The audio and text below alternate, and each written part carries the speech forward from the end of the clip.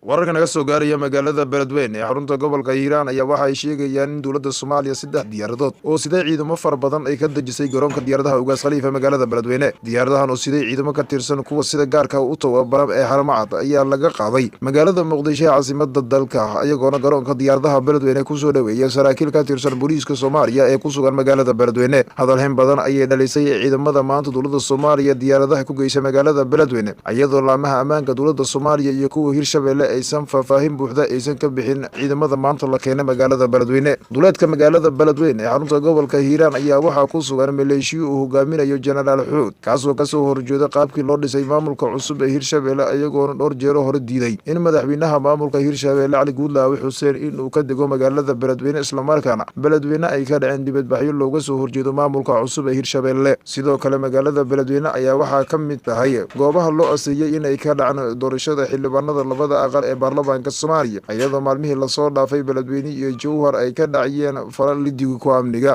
Dowladda Soomaaliya ayaa horey ciidamo diyaarado uga geysay magaalooyinka gobolka Gedo iyadoo la wareegtay degmooyin ay horey gacanta ugu hayeen ciidamada Jubbaland halka magaalada Dhuusamareebna ciidamadii la geeyay ay meesha ay ka saareen maamulkii loogu itaal sheegtay Galgaduud ee Ahlu Sunna wal Jameeca. Tilaabada ay qaadi doonaan ciidamada Haramcad oo maanta dowladda Soomaaliya ay ka dejisay Beledweyne waxaana wararka aan helnay ay sheegayaan in maalmaha soo socda ciidamo kale oo ka tirsan kuwa dowladda Soomaaliya la geeyo magaalada Beledweyne. Jahwareer xooggan ayaa ka taagan magaalada Beledweyne ee gobolka Hiiraan kadib markii dhawaan dagaalo iyo dibadbaxyo ay ragaadiyeen magaalada Beledweyne ee gobolka Hiiraan. Shacabka ku nool badi magaalada Beledweyne ayaa waxa ay taageeraan hogaamiyaha amba Generaal Xuud oo ku sugan deegaanka Ceel Jaalle ee duleedka magaalada Beledweyne kaasoo sheegay in marnaba uu soo cagadhigan karin Cali Guudlaawe magaalada Beledweyne ee gobolka Hiiraan. Warar hoose aan helnay ayaa waxa ay sheegayaan in arrintaani ay ka dambeysay kadib markii saacadihii la soo dhaafay magaalada Muqdisho uu soo gaaray madaxweynaha aan weli la caleema saarin ee Hirshabelle Cali Guudlaawe Xuseen oo xalay ilaa maanta kulamo la qaadanaya madaxda ugu sareysa dowladda Soomaaliya.